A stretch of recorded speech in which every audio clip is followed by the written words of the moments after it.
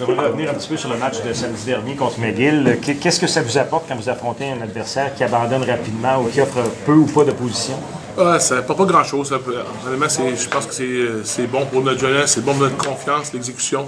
C'est important de prendre le succès pour ce qu'il vaut, honnêtement. C'était bon pour nos joueurs, nos jeunes joueurs d'avoir du succès, comme je l'ai dit. Mais c'est de revenir sur les films aussi, de corriger, de s'assurer que tout. Parce qu'il y a beaucoup de choses, si tu regardes les statistiques, si tu regardes le indicateur, tout est rose, tout est beau. Mais tu vois des faiblesses, des carences, des choses qu'on doit corriger parce que les bonnes équipes pourraient exploiter ces carences-là. Donc c'était important pour nous de pouvoir corriger ces choses-là. Il y a eu quelques blessures dans ce match-là, mais ça vous a permis, en tout cas, au moins aux partisans du Rouge-et-Or, de faire quelques découvertes, comme Maxime Belland au poste de quart. Oui, Maxime, c'est quelque chose. Ça fait une couple de semaines qu'on travaille. On a vraiment une bonne richesse au niveau des porteurs de ballon. On voulait essayer, pas nécessairement une fonction wildcat, mais vraiment un dérivé de sauce qu'on peut utiliser nos jeunes porteurs comme Pascal Lechard, Maxime Belland et Guillaume Bourassa en même temps.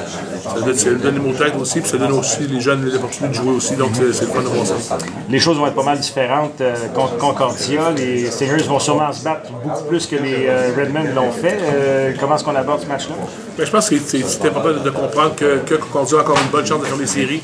Ils sont en vie, ils ont pris vraiment beaucoup de confiance la semaine passée en allant battre Montréal le vendredi soir à Montréal, qui est quand même un exploit en soi. Ils ont fait un bon travail. Je pense qu'ils vont sortir de là ils vont gonfler à bloc, beaucoup d'émotions, prêts à jouer et vraiment faire des troubles faits, donc qui est normal, puis on s'attend à ça. Donc on s'attend à un match quand même très physique, très serré, très intense. On comprenait que c'est une équipe qui est vraiment au pied du mur pour faire les séries. Il reste que pour vous, le Rouge-et-Or, il n'y a pas nécessairement d'enjeu de classement. Est-ce que la fiche parfaite peut être un élément de motivation? C'est certain que c'est tout le temps là, que c'est tout le temps présent. C'est pas juste qu'on parle tous les jours, jamais, parce que pour nous, on a eu plusieurs saisons de parfaites. Je pense que ça serait notre 6e, je crois.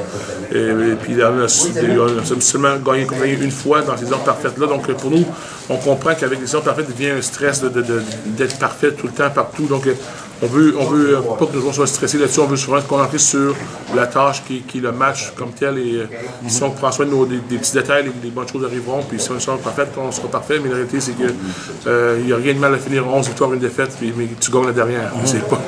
C'est très important pour nous. Donc le stress n'est pas là. On va jouer en conséquence pour progresser, sortir de là en santé, pour nos joueurs soient fin prêts pour les séries. Justement, c'est le dernier match de saison régulière, c'est un genre de répétition générale avant le début des séries? On ne peut pas se permettre ça. Je pense que la semaine passée, c'était plus ça. On s'attend à un match un peu plus corsé. Donc on veut s'assurer de l'issue du match comme tel. Ensuite, ça fait 2 semaines qu'on travaille sur des scénarios, différents scénarios, comment faire les matchs, comment faire certaines choses, travailler sur certaines feintes qu'on n'utilise pas parce qu'on est tout le temps en avance. Mais la réalité, c'est que des fois, quand on tire derrière, il faut finir nos feintes, il faut faire chose. Donc, c'est des choses qu'on continue à progresser. Comment on va utiliser les carrières? Évidemment, Bruno Prudhomme va être le carrière partant, mais après ça, on va fonctionner comment? Bon, on pense qu'on va voir Bruno quand même assez, je dirais peut-être un 3/4 du match, une demi à 3/4 du match. On va utiliser notre formation Wildcat un certain montant.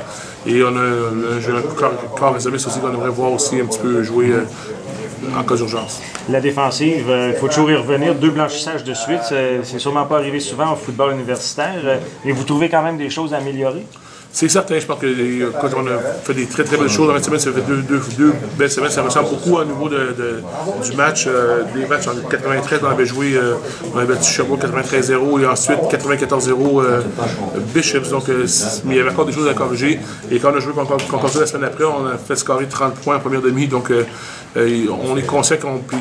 Quand tu mets quelque chose sur film, tu laisses des traces, ton empreinte est là, donc il faut que tu sois sûr que tu es safe, tu es solide sur tous les fronts.